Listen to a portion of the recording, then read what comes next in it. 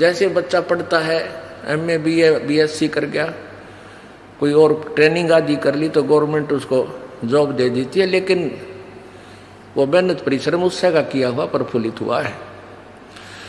तो ऐसे ये आपको मूर्ख बना के और फिर आपके कर्म बिगड़वा देता है। जैसे ये जितने भी संत आए हैं, लाखों करोड़ों प्राणियों को मिसगाइड करने का दोष इन पर इतना गिर जाएगा कि कई लाखों वर्ष ये नरक में डाल दिए जाएंगे। आज ये अंडी पाके फिरे हैं, आज ये किसी की नहीं सुनते क्योंकि इनके पिछले पुण्य चल रहे हैं और लाखों करोड़ों व्यक्ति इनको प्रणाम करने वाले श्रद्धालु हैं और ना जाने कितना दान का वो आनंद ले रहे हैं।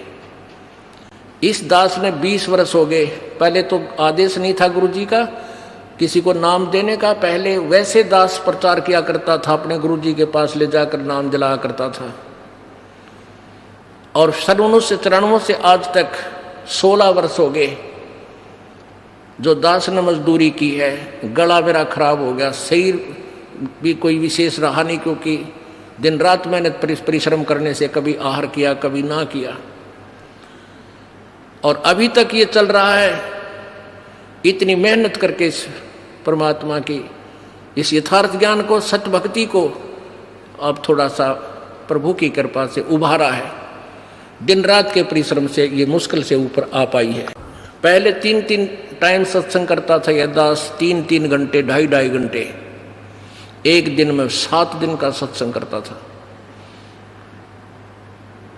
और फिर संगत से मिलना, अब भी 4-4 घंटे 5-5 घंटे रोजाना सत्संग, फिर आप जी से परमात्मा के बच्चों से मिलना, और फिर परमात्मा की सदग्रंथों से वो ज्ञान निकाल करके पुस्तक बनाना, यानी अब तक के परिश्रम जारी है। और वो क्या करते हैं, 1 घंटा जो ये दास 10 मिनट में सत्संग करता है, इतना वो 1 घंटे में बड़े आनंद ले लेगा, बोलेंगे आह। फिर उसके मुंह का नहीं देखेंगे श्रद्धालु, सतगुरु आगे क्या बोलेंगे। सतगुरुओं के पास के में है नहीं बोलना कि वह घिसी पिटी बातें 1 घंटे में 45 मिनट में कह और अपना चलते बने, क्योंकि उन्होंने अज्ञान पहले परिपूर्ण कर रखा है, उस अज्ञान को ही इधर उधर से सुनाते रहते हैं। और इस दास ने वो ज्ञान सुनाना है जो इन नकले गुरुओं ने गांव के गांव, पूरे शहर के शहर, अक्षेत्र का अक्षेत्र विनाश कर दिया। ऐसे कर्म जीव कहला दिए, ईब जड़े नहीं जाड़े। भेड़ पूछ को पंडित पकड़े, भादो नदी विहंगा। गरीबदास वैभव जल डूबे, नहीं साध सत्संगा। कबीर परमेश्वर की महिमा से परिचित होने के बाद आदरणीय गरीबदास साहिब जी ने परमेश्वर द्वारा दिए गए उस ज्ञान को कैसे बताया है कि भेड़ पूछ को पंडित पकड़े, ये भादो नदी विहंगा। गरीबदास वैभव जल डूबे, नहीं साध सत्संगा। कबीर परमेश्वर जी ने भी कहा है कि कबीर इस संसार को समझाऊं कै बार, और पूछ पकड़ के भेड़ किए उतरा चाव पार। जैसे दरिया से पार होना है, भादों के अंदर सबसे ज्यादा वर्षा होती है, और उस समय छोटी मोटी नदियां भी, छोटे मोटे नाले भी दरिया का रूप धारण करके चल पड़ते हैं। तो उस समय कहते हैं कोई दरिया ऐसे भादों के अंदर दरिया बह रही हो, बहुत अक्षेत्र को कवर करके जल अथाह जल चल रहा हो, और उससे पार करने के लिए कोई प्रयत्न कर रहा है, उसको कोई गाइड कर दे कि भेड़ की पूंछ पकड़ ले और ये तुझे दरिया से पार कर ले जाएगी। तो वो साधन कैसा है, व्यर्थ डुबोने का। तो ऐसे इन संतों और इन अभी तक ब्रह्मा विष्णु महेश और इन क्या ना ऋषि महर्षियों के द्वारा दिया गया जो भक्ति मार्ग है, इन पंडितों के द्वारा दिया गया जो भक्ति मार्ग है, वो ऐसा है कि दरिया से पार करने के लिए भेड़ की पूंछ का समर्थन कर रहे हैं कि भेड़ की पूंछ पकड़ो और ये भेड़ तुम्हें पार कर ले जाएगी। अर्थात उनके द्वारा दी गई भक्ति विधि संसार सागर से पार नहीं कर सकती, ये पूर्ण मोक्ष नहीं कर सकती। कबीर इस संसार को समझाऊं कै बार, ये पूछ पकड़ के भेड़ की भाई उतरा चावे पार। वही गरीबदास साहिब जी कह रहे हैं, भेड़ पूछ को पंडित पकड़े, ये भादो नदी विहंगा। गरीबदास वैभव जल डूबे नहीं साध सत्संगा, कि वो भवजल संसार रूपी सागर में डूब जाएंगे जो साधुओं का सत्संग यानी तत्वदर्शी संत का सत्संग जिनको सुनने को नहीं मिला। और ये पंडित, ये ब्राह्मण लोग ये भेड़ पूछ को पकड़े हुए हैं, इनको यथार्थ ज्ञान नहीं भक्ति विधि का। भेड़ पूछ को पंडित पकड़े, ये भादो नदी विहंगा, विहंग माने बहुत ही विहंग, बहुत लंबी चौड़ी अथाह जल चल रहा है और उसमें से भेड़ की पूछ पकड़ कर ये पार करना चाहते हैं। अब यहां फिर समस्या आ जाती है कि ब्राह्मणों को ज्ञान नहीं, क्या कबीर जी को ही ज्ञान था? हाँ, कबीर जी तो भगवान थे, ज्ञान तो छोड़ो वो भगवान थे, और इन ब्राह्मणों को ज्ञान नहीं था, भक्ति मार्ग का ज्ञान नहीं था। अब ये रह कर लालटेन दिखानी पड़ती है कि कहीं कोई मेरे साथ टकरा ना जावे। जैसे सुबह बताया था, अंधा एक लालटेन लिए जाओ था अंधेरे में, आगे से बच्चे आ गए, उछल कूद मचा रहे थे, तो उसने अंधे ने आवाज लगाई कि बेटा देखना मैं अंधा हूं, मुझे दिखाई नहीं देता, सावधान होकर आना चलना। तो बच्चों ने पूछा, बाबा फिर लालटेन किस लिए ले रखा, तुम्हें दिखाई नहीं देता? अंधे ने कहा कि तुम आंखों वालों के लिए, कहीं मुझे मेरे में टक्कर ना मार दो, बूढ़े की देही तोड़ दो, किधर टूट जा टांग मेरी, और इस लालटेन के चानने में तुम मुझसे दूर से निकल जाओगे। तो ये लालटेन बार बार इसलिए दिखानी पड़ती है कि ब्राह्मणों को ज्ञान नहीं था, सतयुग के ब्राह्मणों को ज्ञान नहीं था, और कलयुग के ब्राह्मण तो राक्षस बताए। किसने? दास ने नहीं, श्रीमद देवी भागवत ने। ये देखो, श्रीमद देवी भागवत, संक्षिप्त श्रीमद देवी भागवत, सचित्र मोटा टाइप, केवल हिंदी, संपादक हनुमान प्रसाद पोदार, चमनलाल गोस्वामी, प्रकाशक में मुद्रक हैं गीता प्रेस, गोरखपुर, गोविंद भवन कार्यालय, कोलकाता का संस्थान। इसके 414 पृष्ठ पे ये देखिएगा, छठा स्कंद, संक्षिप्त देवी भागवत, 414 पृष्ठ। जन्मेजय ने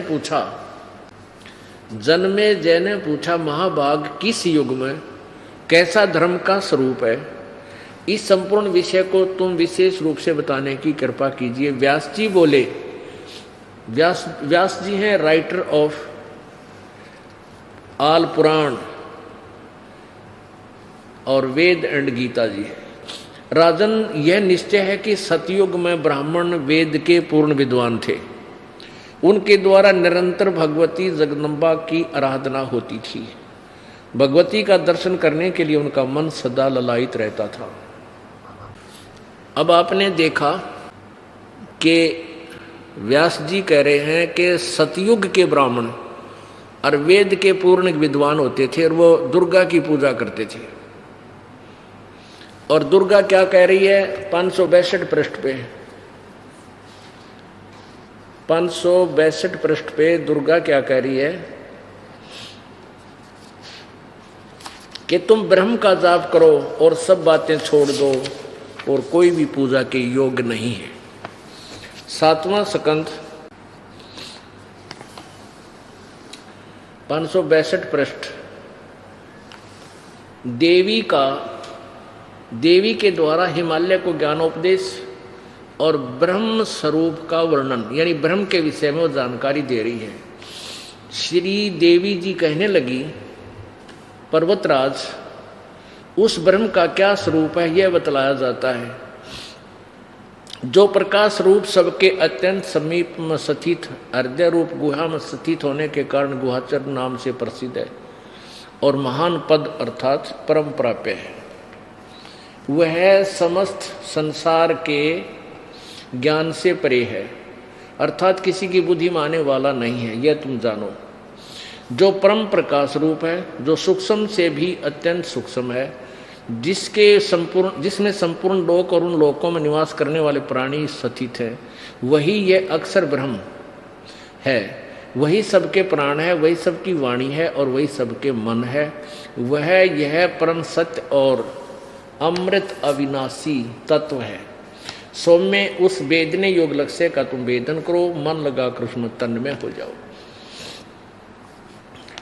सौम्य उपनिषद में कथित महान अस्त्र रूप धनुष लेकर उस पर उपासना द्वारा तीक्ष्ण किया हुआ बाण संधान करो और फिर भावानुगत चित्त के द्वारा उस बाण को खींचकर अक्षर रूप ब्रह्म को ही लक्ष्य बनाकर वेधन करो। परवण यानी ओम उसका धनुष है, जीवात्मा बाण है और ब्रह्म को उसका लक्ष्य कहा जाता है। उस एकमात्र परमात्मा को ही जाने, दूसरी सब बात छोड़ दो। अब दुर्गा कह रही है कि मेरी भी पूजा त्याग दो और अन्य देवताओं की पूजा भी त्याग दो, केवल एक ब्रह्म की पूजा करो, नथिंग एल्स। उसका क्या मंत्र है ये देखिए, एक मात्र परमात्मा को जाने, दूसरी सब बात छोड़ दो। यही अमृत रूप परमात्मा के पास पहुंचाने वाला पुल है। संसार समुद्र से पार होकर अमृत रूप परमात्मा को प्राप्त कराने का यही सुलभ साधन है। उस हृदय में विविध प्रकार प्रकट होने वाला परब्रह्म संतन करता है, अंतर्यामी रूप से वर्तमान। इस आत्मा का ओम के जप के साथ ध्यान करो, इससे अज्ञान में अंधकार से सर्वथा परे और संसार समुद्र से उस पार जो ब्रह्म है उसको पा जाओगे, तुम्हारा कल्याण हो। यानी ओम का जाप करो, ब्रह्म प्राप्त करो।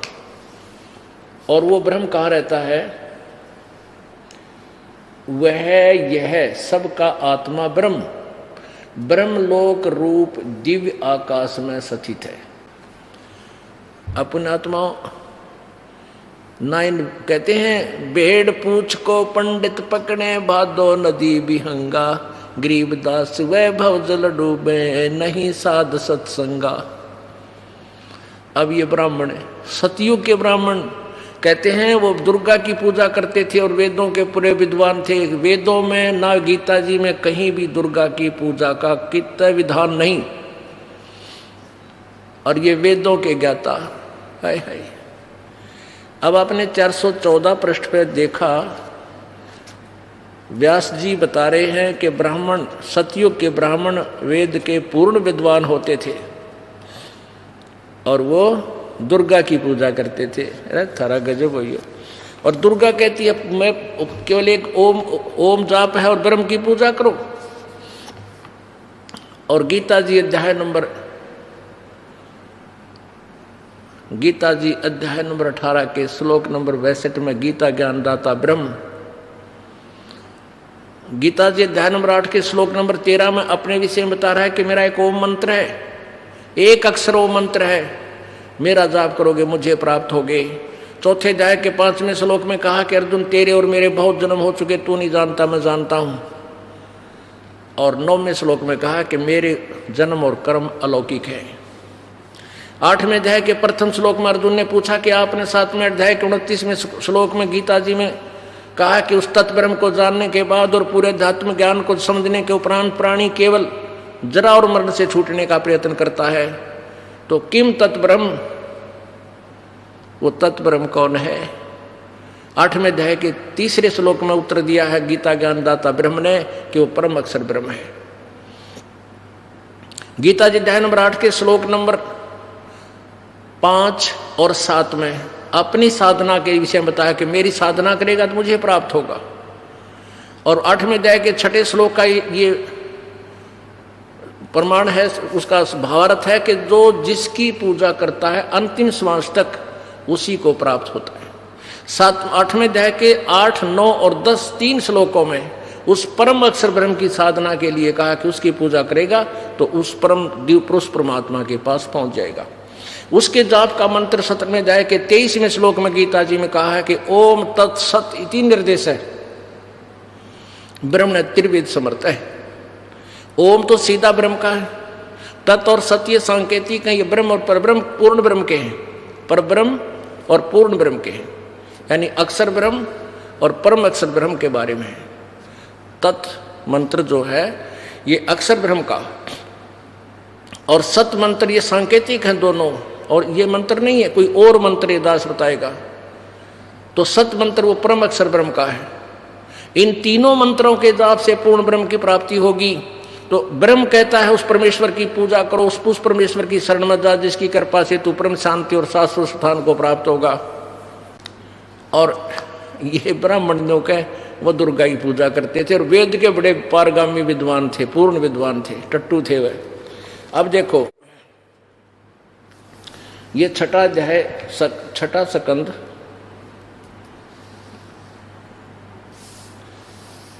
श्री संक्षिप्त देवी भागवत 414 पर आपने पढ़ा था कि व्यास जी बता रहे हैं जन्मेजय को कि राजन यह निश्चय है, यानी पक्की बात समझ लिए कि कलयुग सतयुग के ब्राह्मण वेद के पूर्ण विद्वान थे। उनके द्वारा निरंतर भगवती जगदम्बा की आराधना होती थी। भगवती का दर्शन करने के लिए उनका मन सदा ललायित रहता। ये तो सतयुग के ब्राह्मणों का स्थिति है। और ये देखो इसके बिल्कुल इसी पृष्ठ पे अगले पैरे में धर्म की यही स्थिति थी, त्रेता में भी रही परंतु कुछ ह्रास हो गया। और सतयुग की तो स्थिति थी, सतयुग की जो स्थिति थी वह द्वापर में विशेष रूप से कम हो गई। उन प्राचीन धर्म की स्थिति त्रेता युग में रही परंतु वह ह्रास हो गया। सतयुग की जो स्थिति थी वह द्वापर रूप में विशेष रूप से कम हो गई। राजन उन प्राचीन युगों में जो राक्षस समझे जाते थे वे कलयुग में ब्राह्मण माने जाते हैं। ये वर्तमान के ब्राह्मण है तो कलयुग में जो राक्षस होते थे उनके समान है, क्योंकि अब के ब्राह्मण प्राय पाखंड करने में तत्पर रहते हैं। दूसरों को ठगना, झूठ बोलना और वैदिक धर्म कर्म से अलग रहना कलयुगी ब्राह्मणों का स्वाभाविक गुण बन गया। अब आपको ये वाणी जो परमात्मा ने बोली है अपने मुखारविंद से और वही ज्ञान दिया फिर अपनी प्यारी आत्मा गरीबदास जी को, संत गरीबदास जी महाराज जी ने अपनी अमृतवाणी में परमात्मा का दिया हुआ ज्ञान किस प्रकार वर्णन किया। गीता जी अध्याय नंबर 4 के श्लोक नंबर 25 से लेकर 30 तक क्या बताया है कि कोई तो देवताओं की पूजा करता है उसी को फाइनल मान रहा है, कोई व्रत रखता है उसी को अपनी साधना को श्रेष्ठ मानता है, और कोई केवल अहिंसा ना करना ही अपना परम कर्तव्य मान लेता है, कोई सदग्रंथों का स्वाध्याय करने से मोक्ष मानता है, कोई केवल एक हवन मत करने मात्र से ही अपनी कल्याण मानता है, और वो अपनी अपनी साधनाओं को पाप नाशक जानते हैं। गीता जी अध्याय नंबर 4 के श्लोक नंबर 32 में कहा है कि इस प्रकार का विस्तृत ज्ञान सच्चिदानंद घन की वाणी में उस परमेश्वर द्वारा दिए गए तत्व ज्ञान में वर्णित है, और वो अपने क्रियाओं से यानी कर्म करने से ही बनता है। जैसे कर्म करोगे वैसा फल मिलेगा। अब हम कर्म करें थे सारे शास्त्र विरुद्ध, हम कर्म करें थे भक्ति मार्ग भी सारा शास्त्र विरुद्ध, तो हमें वो कर्म सही नहीं फल दे रहे थे। अब हम कर्म करेंगे, वो कर्म करेंगे जो हमें मोक्ष देगा। तो उसके बारे में कहा कि उस तत्व ज्ञान को चौथे अध्याय के 34वें श्लोक में किसी तत्वदर्शी ज्ञानियों के पास जाकर समझ, उनको दंडवत प्रणाम कर। वो के बताएंगे, सट दर्शन सट बेस कहावे, बहुविध धूमधार मचावे, तीर्थ व्रत करें तर बीता, वेद पुराण पढ़त है गीता, यो भी बैदा है बैदे से भेद अलहदा, यो भी बैदा। 4 संप्रदा 52 दवारे, जिन्हों नहीं निज नाम बेचारे, माला घाल हुए हैं मुक्ता, सट दल उआ बाई बकदा। एक मोटी सी माला गाल के गल में नो दिखावा बड़े भगत से अरिषद मुक्त हो रहे हैं, और सब उआ बाई बकदे हैं। उआ बाई यानी किसी के पास यथार्थ ज्ञान नहीं है।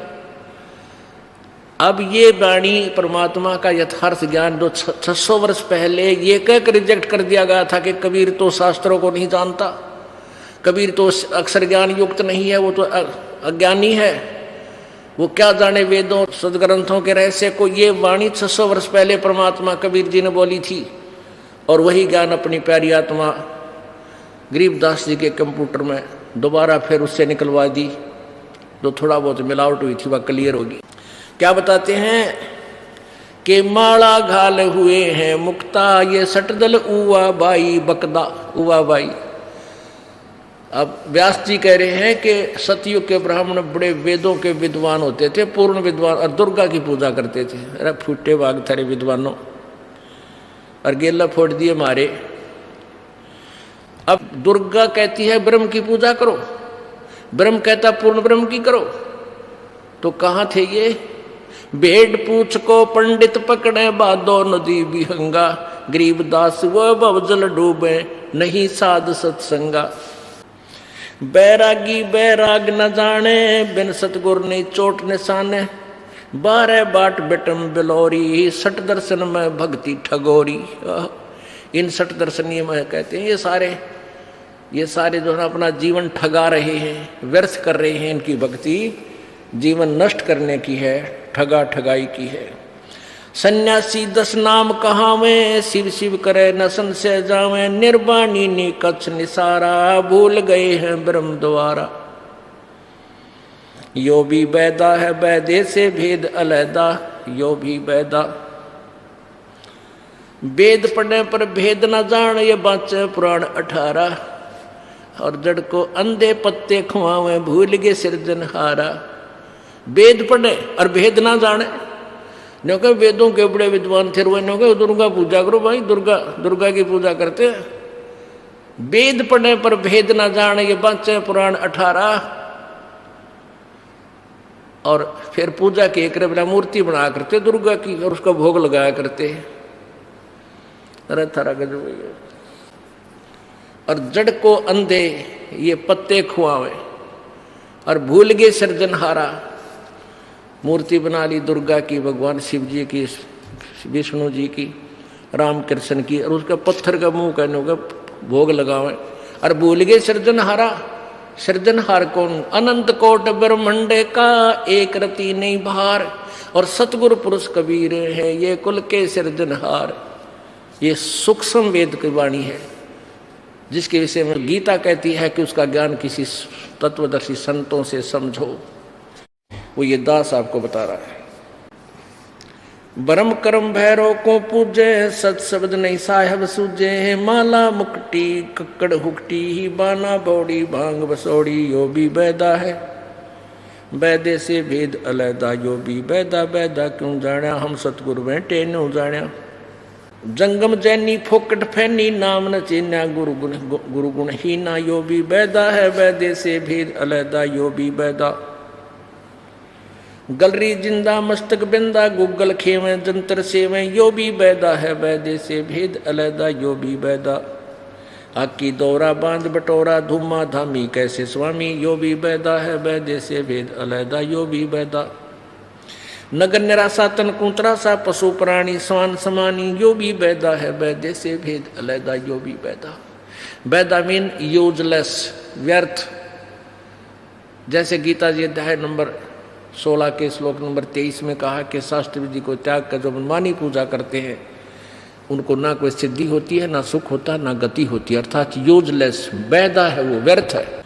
अब गरीबदास साहेब जी से पूछा कि तुमने ये बैदा कैसे जाना कि हमें सतगुरु मिल गया? हमें सतगुरु मिल गया था तो हम इसलिए हमने बैदा पता लग गया ये व्यर्थ है। और वही वेद बताते हैं, परमेश्वर की वाणी में लिखा कि सतगुरु बिन काहू न पाया ज्ञाना, जो थोथा घुस छड़े किसाना, और गुरु बिन वेद पढ़े जो प्राणी, समझे ना सार रहे अज्ञानी। ओए होए।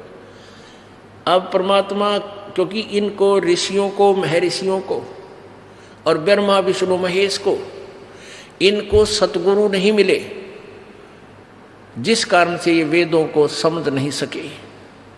परमेश्वर कबीर जी कहते हैं वेद हमारा भेद है, और मैं ना वेदन के माही, और जौन वेद से मैं मिलूं वो वेद जानते नहीं।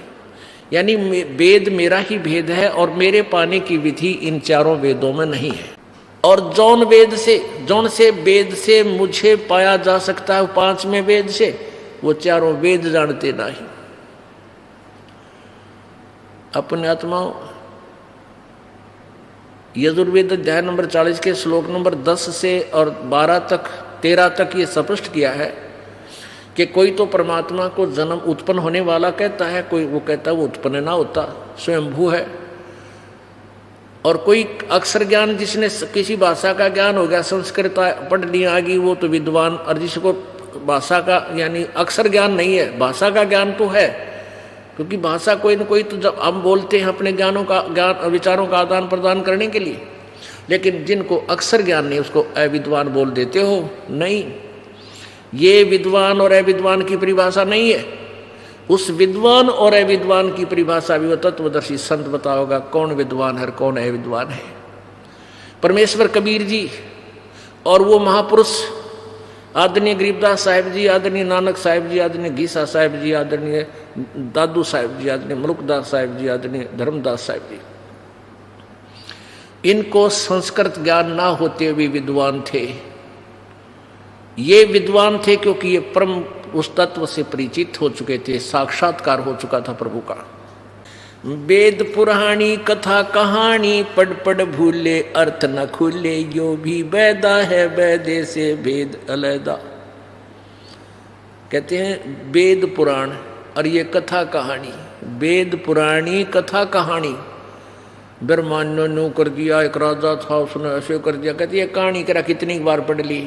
और वेद पढ़ने पर अर्थ ना खुले, उनके तुम्हें पता नहीं चला ये वेद क्या बताना चाहते हैं। ये भी वैदा था जो उन्होंने अपने हिसाब से दुनिया को भ्रमित कर दिया। सन्यासी बैरागी सेवड़े ये तन पर छार लगावे हैं, 500 नार 2500 लड़के दोंदों धार मचावे हैं। सन्यासी बैरागी सन्यासी सेवड़े ये तन पर राख रमावे हैं, और 500 नार 2500 नारी, 500 नार 2500 लड़के ये धूं धूं धार मचावे हैं। क्या बताते हैं? कंठी माला और मृगछाला सिर पे जटा रखावे हैं, ये ढोलक ताल झालरी पीटे हैं, ताना रीरी गावे हैं। यो भी वैदा है वैदे से भेद अलैदा, यो भी वैदा वैदा क्यों जाण्या, हम सतगुरु बैठे नो जाण्या। तन के योगी मन के भोगी, गुल्लर पेट पड़ावे हैं, गुज बीरज का मर्म ना जाण्या, भद्दर भेख बनावे हैं। करवा और कोपीन लिए जो बनखड़ गुफा बनावे हैं, खुदा कुत्ती घट में दूती, फिर ग्रह द्वार आवे हैं। अब क्या बताते हैं? इस मन की बड़ी जबरदस्त चाल है। इस जीव का अंडोला बना रखा है इसने। यू ना भक्ति करने देता, आत्मा चाहती है भक्ति, यू कहता है चल भक्ति यूं करांगे, ऐसे ठीक नहीं, ऐसे करते हो भक्ति। अब जिसके अंदर भी परमात्मा की प्रेरणा बनती है किसी ग्रंथ के पढ़ने से या किसी संत के विचार सुन लेने से, तो उसके के मरोड़ी लाता है, ये काल ने कह चल जंगल में चलांगे, यहाँ भक्ति नहीं हो सकती। घर छोड़ जाता है, जंगल में चला जाता है। अब परमात्मा बताते हैं भाई ठीक है, परमात्मा के लिए चाहे कुछ भी करना पड़ जाएगा, करना ही चाहिए। अब तुम वन में चले गए, अच्छा वहाँ क्या होगा कि वहाँ शाम तक तो आप ठीक है घर की रोटी खाई हुई, सांझ तक एक दिन तो आप टेक सकते हो, शाम ने फिर भूख लगेगी। एक रात भी काट देगा, अगले दिन फिर सुबह लठ लेकर पहुँचेगा गांव में किसी नगर में, दियो माई है उड़ा कुछ तो बना लिया ना मिला तो किसी ने आटा गाल दिया, फिर ने सोचेगा भाई चूल्हा बाल लूँ, लकड़ी इकट्ठी करी, चूल्हा बनाया, फिर लगी गर्मी सर्दी पड़न, ओले आ गए कि तब बूंद वर्षा आ गई, फिर सोचे धूपड़ी गाल लूँ। वो सारा सांग फिर जोड़ दिया, दो छोड़ कर चल था। अब घर ने छोड़ कर गया, फिर गृहस्थी का द्वारा आकर फिर हाथ फंसा दिया, तो ये क्या फायदा, क्या यूज हुआ? तेरी घर छोड़कर जान में तेरे के लाभ मिला? अब परमात्मा कहते हैं कि डेरे दंड खुश रहो ये खुसरे लेना मोक्ष, ध्रुव प्रहलाद भी पार हो गए फिर गृहस्थी में के दोष। एक भगत था को पिछला संस्कारी ही प्रेरणा होती है, उसका जल्दी असर हो जाता है, पिछले पुण्य कर्म अच्छे होते हैं। ऐसे उसने ज्ञान सुना, ऐसी प्रबल प्रेरणा होगी। शादीशुदा था, 2 बच्चे थे छोटे छोटे, तो घर छोड़कर चाल पड़ा, निकल गया कि मैं तो भगवान प्राप्ति करूंगा। वहां चला गया, वो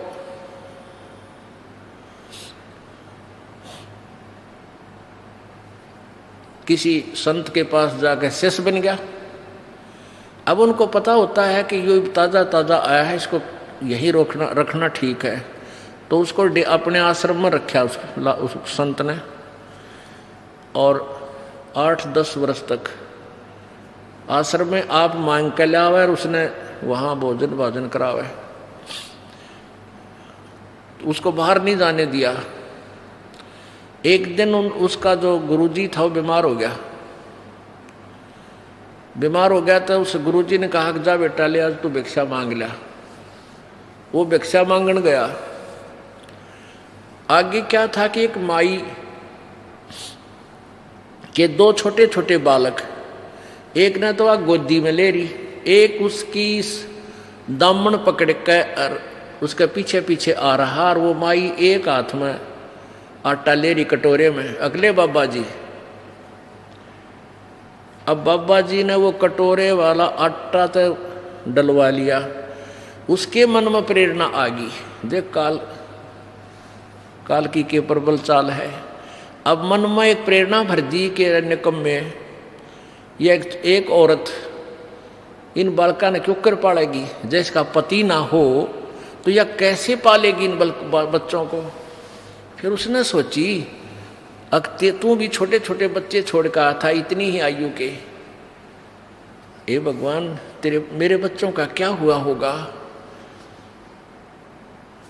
तो फिर वो ये सोचता उसने सोची रहा होली जाली, एक बात मन में आई, चल होली जाली क्यों पंगे में पा दे, चाल आश्रम में। वो आश्रम की तरफ चला 10 कदम। फिर उसके मन में आई रहे, ईसा के कसाई हो गया तू, एक बार देखता वो बालक मर लिए एक जीव है, नो सोच कर वो फिर घर की तरफ चल पड़ा। फिर उसके मन में आई रहा, छोड़ दे लोग हंसी करेंगे, नो कहेंगे भाई तू कल तक गया था बाबा जी बन कर, फिर आ गया। फिर आश्रम की तरफ चल पड़ा। वहां जाकर नो सोची अब तना कौन पछाड़ेगा, तेरी तो सारा बड़ी बड़ी दाढ़ी, बड़े बड़े बाल, उम्र 12 साल में तू डल लिया, को पछाड़ नहीं। तू खेत में किसान था वो, उसने सोची तो अपने खेत में जाकर देखे, ये दूर बैठ के बच्चे होंगे थोड़ा काम करने जरूर आओगे, 1 दिन 2 दिन पता लग जाएगा खेत का बेरा, अपने खेत में वो काम करेंगे मेरे बच्चे हैं। और जब नहीं आए होंगे तो फिर तो वह मरे लिए। अब उसने वह जोड़ी वत ले रखा था, आटे का थैला उठ दिया फेंक, फाइनल डिसीजन कर लिया भाई खेत में जाकर और दूर से देख के उल्टाया जाऊंगा। अब वो खेतों में आ रहा था, वो बाबा जी जा रहा था और उसकी पत्नी खेतों में काम करे थी। उधर से उसका छोटा भाई अपने खेतों में काम कर रहा था और वो उसकी पत्नी भी वही काम कर रही थी, उसके बालक भी थे। तो उसका छोटा भाई था जो कहने लगा उसकी पत्नी तय, अपनी भाभी तय, मुझे तो ऐसा लगता है कि मेरा भाई आ रहा है, वो आवे। वो उसकी पत्नी कहने लगी तू सारी आन मजाक मत करया कर, हंसी ना करया कर, तो सारी आन क्यों मेरे दिल ने दुखावे है। अगना सच्ची कहूँ देख वो आन लग रहा, मन तो चाल उससे कैसी लागे है। फिर उसने भी ध्यान दिया, नहीं बोली ना क्यों बकाओ, के करना था, इतने 12 साल हो गई इब तो ना आया। आखिर में उसने उसके देवर ने कहा कि तू सच्ची मान ले वो आ रहा वो ही आज। फिर वह ने बोली तो बाबा जी है, फिर चल जाएगा, डटे है, यो रुकने के लिए थोड़ा आया होगा, अपना कोई और काम वसाया होगा। तो उसका छोटा भाई था वो देवर कहने लगा कि इन रोक तो मैं दूंगा, तू थोड़ा सा सहयोग दे दे मुझे। उनके एक साध ले डोले पे दोनों का जो खेत का बीच की मैड थी उस पर एक शीशम थी। वह शीशम थी बाबा जी वाले खेत में कम से कम भी 5 फुट। और उसका छोटा भाई यानी कहने लगा कि मैं इस शीशम ने काटूंगा। अच्छी भारा पेड़ हो रही थी और तू उन्हें बतला लिया कि ऐसे कह देना। अब वो कुआड़िया लेकर जो हाली रखा गया छोटा सा कुआड़िया, वो कुआड़िया लेकर वो लग गया शीशम काटने। और वो लगी रोड़ा मचान, कहने लगी देख आज मेरा कोई ना आगा पाछा है, मेरा आज धनी होता तू क्या शीशम न काट लेता। देख 5 फुट मेरे कानी है और फिर भी न्यू कहे मेरी है या अपनी कह के काटे देखो रे लोगो। अब वो बाबा जी कति निकट आंख है और जुआर के वहां बैठ कर सुने सारी बात के रोड़ा माच रहन का।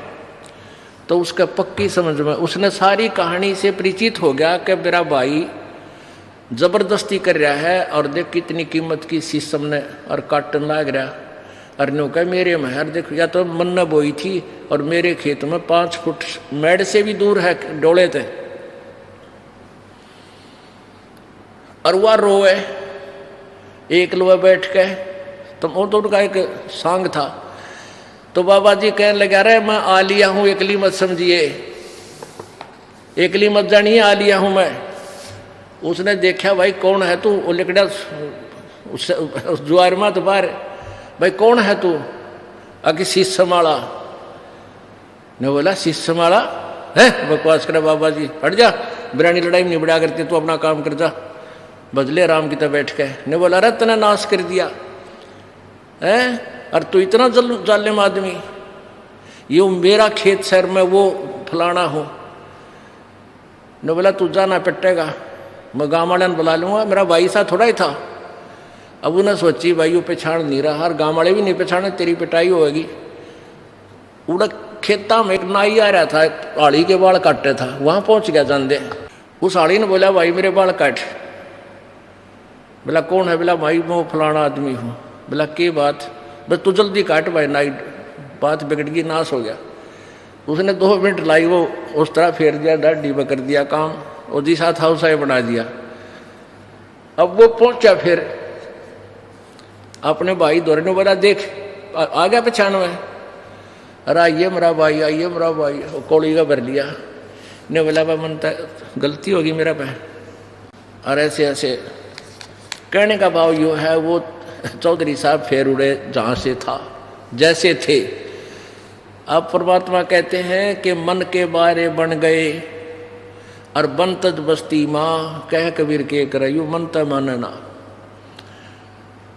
अब यहाँ से निकला था मोह ममता ने छोड़ कर वहाँ, और वो फिर हुआ न्यो की न्यो भूबड़ में आग पाई। कहते विकार मरे मत जानियो जो भूबड़ में आगे। तो न्यो सोचा मैंने मोह ममता मार ली, कहते न्यो की न्यो पावेगी। या तो इसका समाधान यही है, अपनी भक्ति करो ज्ञान से, एंटीबायोटिक ये सत भक्ति करने से या नॉर्मल सी हो जाएगी परमात्मा की आड़ में। फिर या दोबारा आग सलगेगी नहीं, फिर नहीं पनपेगी। उसके लिए क्या बताते हैं, बैरागी सन्यासी सेवड़े तन पर छार लगावे हैं, ये 500 नार 2500 लड़के धुंधों धार मचावे हैं। काम क्रोध मोह लोभ अहंकार, कहते हैं 500 नारी, एक नारी त्याग दीनी 5 नारी गैलवे, और पाया न द्वारा मुक्ति का सुखदेव करीबो सैलवे। एक नारी को त्याग कर जंगल में पहुंच गया, किस लिए? कि नारी को तूने भक्ति बाधक जाना, कि तेरी पत्नी भक्ति में बाधा करती है, इसलिए तू छोड़ छाड़ कर चल जंगल में। और ये 5 नारी गैलवे, ये 5 नारी काम क्रोध मोह लोभ अहंकार, कहते हैं बेटा इन न त्यागेगा ना, जब तू बैरागी बनेगा इन घर न त्याग ले, और चाहे वह किधर जंगल में बैठ के त्याग ले। कहते हैं एक नारी त्याग दीनी 5 नारी गैलवे, एक तो वह भक्तिवादक जो समझी थी तूने वह छोड़ दी, ये 5 और तेरे संग हैं, और पाया ना दोबारा मुक्ति का सुख देव करी बहु सैलवे।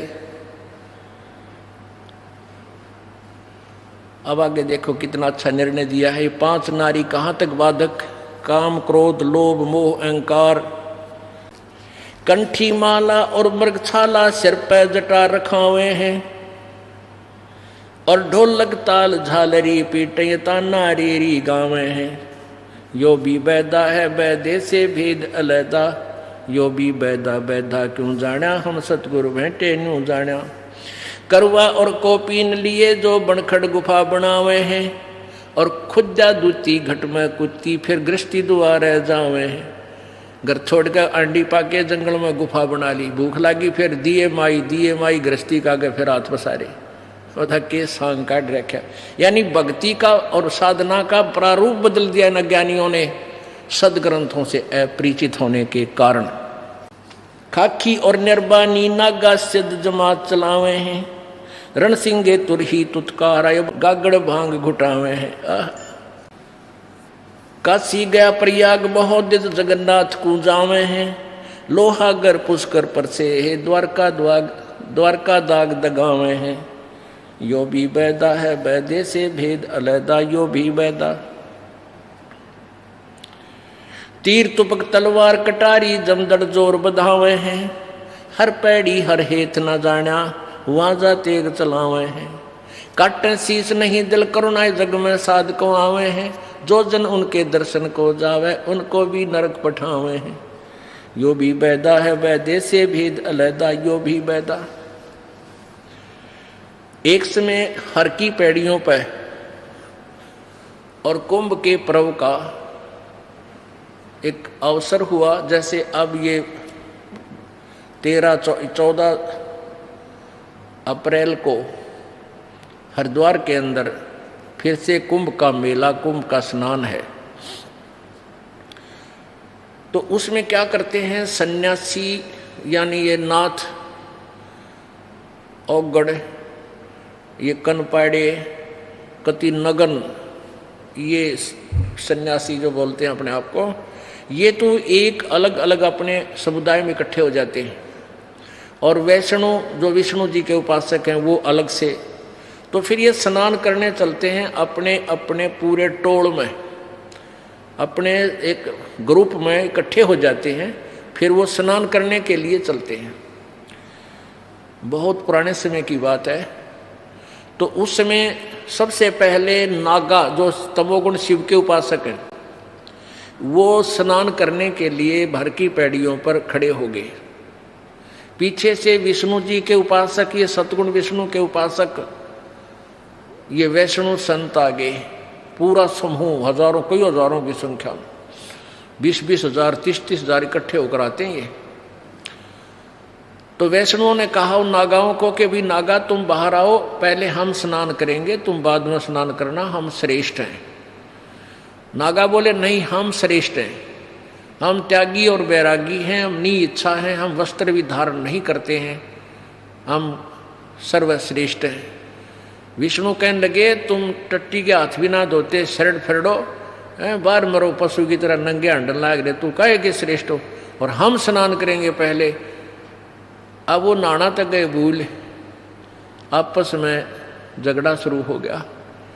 तीर निकाल लिए, तलवार निकाल ली, कटारी घोंप दे एक दूसरे में, लठ ठा गया, लठ मार दिया, ऊँठाठा फेंक दिए एक दूसरे ने गंगा में, यानी गंगा के पानी को लाल कर दिया। और 25,000 हुए,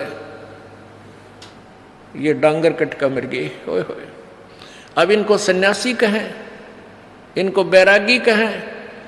कहते हैं एक नारी त्याग दीनी 5 नारी गैल वे, काम, क्रोध, मोह, लोभ, अहंकार, मैं श्रेष्ठ, मैं श्रेष्ठ। ये भी एक नारी गेला थी, और इस नारी ने के जुल्म करा दिया, कत्लेआम करा डाला। कहते इन त्यागो जो बनोगे तुम साधु संत बैरागी। तीर तुपक तलवार कटारी जड़दर जमधड़ जोर बधावे हैं, कि डट के झगड़ा लठ बजावे हैं। हर पैड़ी हर हेत न जाना वाजा तेग चलावे हैं। हर की पैड़ी का है, परमात्मा में प्यार भी कोई ना, इतनी दया नहीं।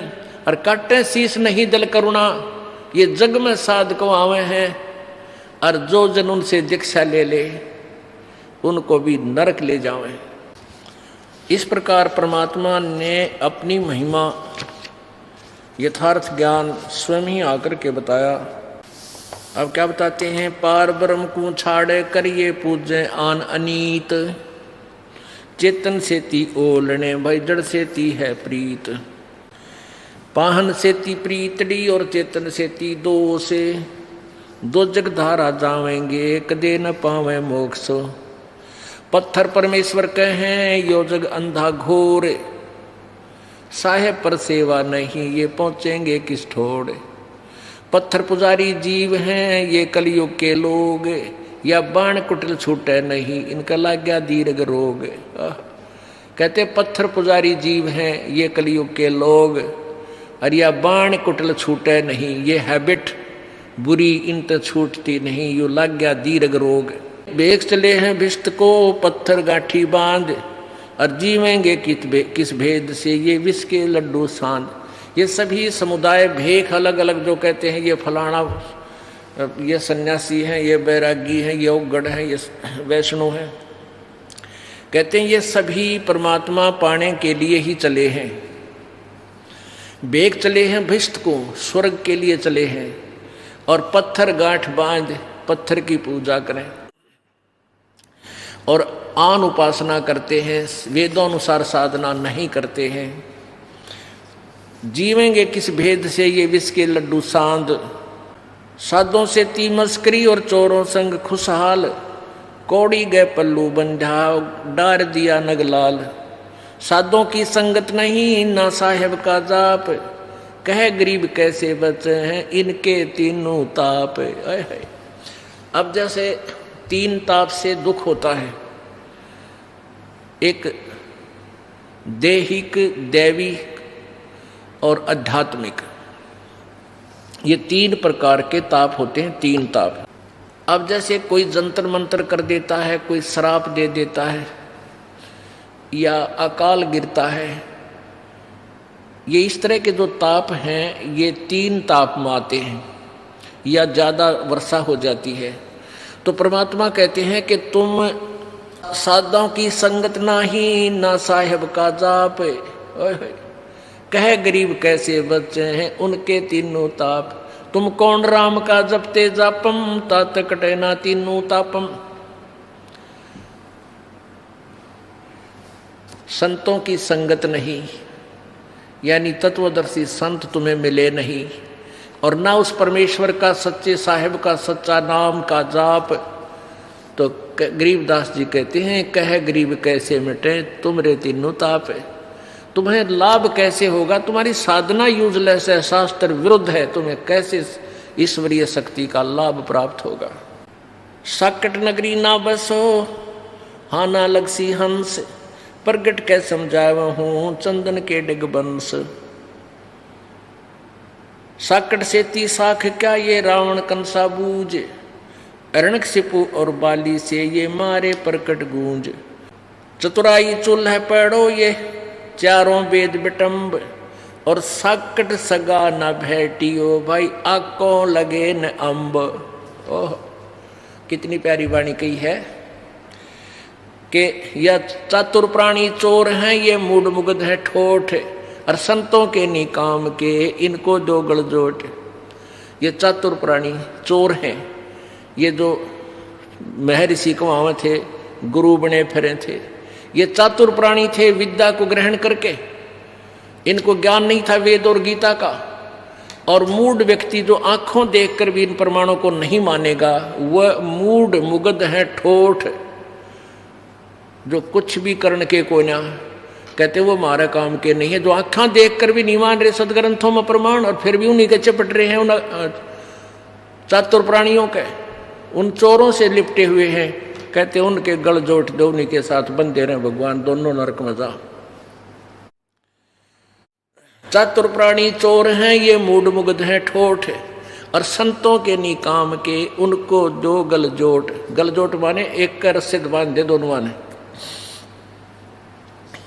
अब यहां क्या बताते हैं, चतुराई चूल्हे पढ़ो ये चारों वेद बिटम्ब, और सकट सगा न भेटियो भाई आको लगे न अम्ब।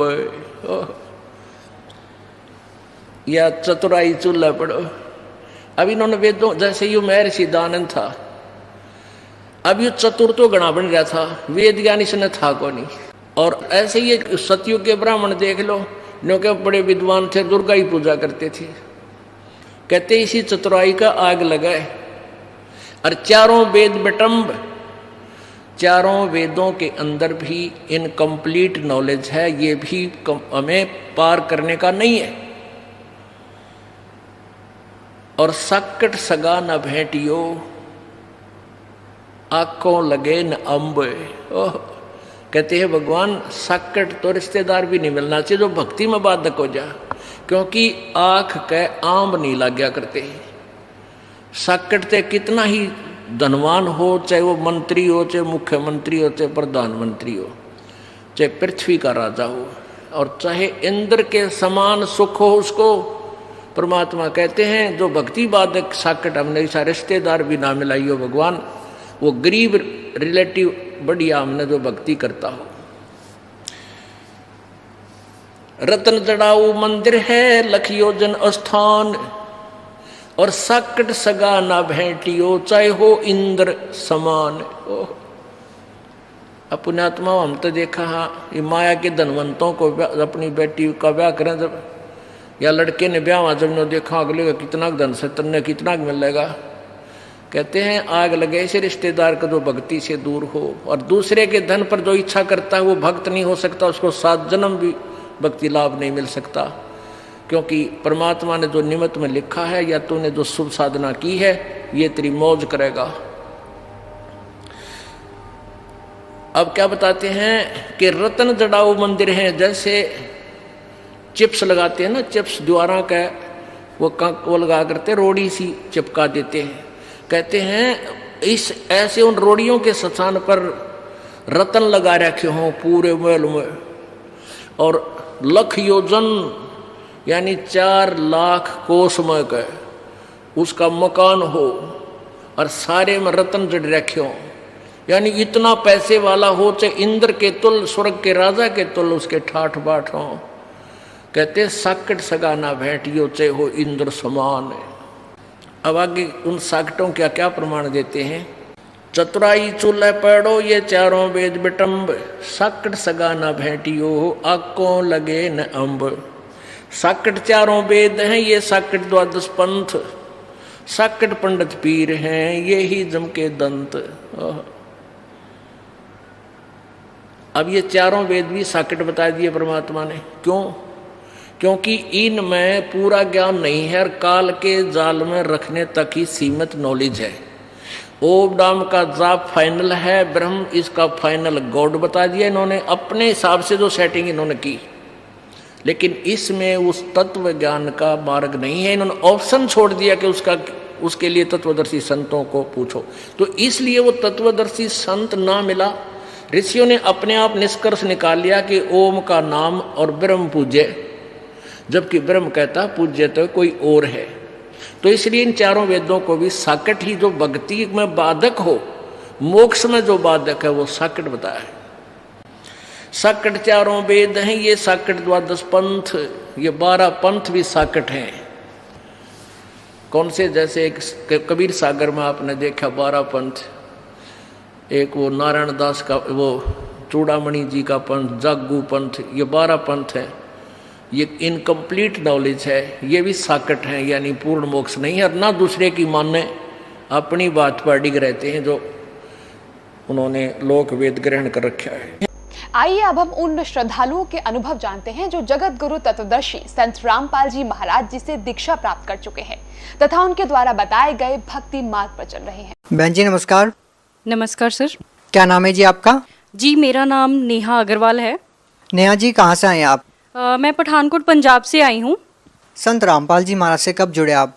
जी मैं संत रामपाल जी महाराज से 17 अप्रैल 2013 में जुड़ी थी। संत रामपाल जी महाराज से नाम दीक्षा लेने से पहले आप क्या भक्ति साधना करते थे? सर संत रामपाल जी महाराज से जुड़ने से पहले हम अन्य देवी देवताओं की भक्ति करते थे। और जो मेरे पेरेंट्स थे हम भोलेनाथ जी के पुजारी थे, कह सकते हैं आप। और मेरे पेरेंट्स सुबह 4 बजे उठ के मंदिर धोने जाते थे वहाँ पे, और यही हम सारी देवी देवताओं को पूछते थे, गुरुद्वारा जाते थे, और जो भी रिलीजियस प्लेसेस है हम वहाँ सब पे जाते थे। आप इतनी सारी परेशानियों से गुजर रहे थे, आपका परिवार इतने दुखों से घिरा हुआ था, तो फिर आपको संत रामपाल जी महाराज के बारे में कैसे पता चला? जी, संत रामपाल जी महाराज के बारे में मेरे फादर गए थे, कुरुक्षेत्र मेला था वहाँ पे। तो वहाँ पे उनको कुछ बच्चे सेवा कर रहे थे ज्ञान गंगा पुस्तक की, तो वहाँ से उनको ज्ञान गंगा पुस्तक मिली थी। और घर ले जाके मेरे फादर ने ज्ञान गंगा पुस्तक पढ़ी, और उसमें जो जो लिखा था उन्होंने ग्रंथों से मैच किया कि ये कैसे, मतलब जो भी लिखा है, पहले तो वो बड़े अमेज्ड हुए बातें पढ़ के कि लिखा क्या क्या हुआ है, जो कि हमारे ग्रंथों में लिखा है। गुरु नानक देव जी ने रहस्य बताया है कि वो परमात्मा कौन है जो उनको मिले थे, जो उनको बेई नदी पे मिले थे, और जो भी परमात्मा के बारे में ग्रंथों में वर्णन किया हुआ है वो सारा, तो मेरे फादर ने सारा कुछ मैच किया और उन्होंने नामदान ले लिया। आप भक्ति कर ही रहे थे पहले, तो फिर आपने संत रामपाल जी महाराज से नाम दीक्षा क्यों ली? सर ठीक है, हम भक्ति कर ही रहे थे पहले, और वैसे तो अकॉर्डिंग टू मी मेरा ऐसा कुछ नहीं था कि मैं कभी अपनी लाइफ में गुरु बनाऊंगी, क्योंकि मुझे ऐसा लगता था कि वो भी तो हमारे जैसे इंसान ही होते हैं, वो भी एक नॉर्मल पर्सन ही है, उनमें ऐसा क्या खास है। मुझे ऐसा लगता था कि मेरे फादर जो हैं, क्योंकि सबसे पहले मेरे फादर जुड़े थे संत रामपाल जी महाराज से, और उन्होंने नाम दीक्षा ली थी 2008 और 9 में, आई गेस उनको ज्ञान गंगा पुस्तक मिली थी, कुरुक्षेत्र मेले में वो गए थे। तो उस दौरान उन्होंने ज्ञान समझा और उन्होंने नाम दीक्षा ली। बट जब वो घर पे आते थे, हमें बताते थे, हमें कुछ नहीं पता लगता था, और मेरा इस चीज़ में बिल्कुल भी इंटरेस्ट नहीं था कि मैं ऐसे साधारण इंसान को, तो ऐसा कुछ नहीं था। नहीं, आप ऐसा क्यों मानते थे कि संत रामपाल जी महाराज साधारण इंसान हैं? आपके क्या थॉट्स थे उस टाइम पर? देखिए, मुझे ऐसा लगता था कि इंडिया में इतने सारे गुरु हैं, ठीक है, तो वैसे ही संत रामपाल जी महाराज है, वो भी एक नॉर्मल इंसान है। तो मुझे तो ऐसे ही लगता था, मुझे उनमें कुछ खास नहीं लगा, क्योंकि ना ही मैंने उनका ज्ञान कभी सुना था, ना ही मैंने उनको देखा था कभी, ना ही मैंने उनके बारे में कोई नेम सुना था, ठीक है।